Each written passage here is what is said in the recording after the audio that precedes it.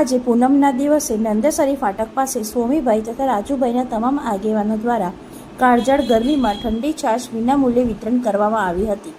નંદેસરી ફાટક પાસે રૂપપુરા ગામના આગેવાન સ્વામીભાઈ અને રાજુભાઈ તરફથી કાળઝાળ ગરમીમાં ઠંડી છાશ વિતરણ કરવામાં આવી.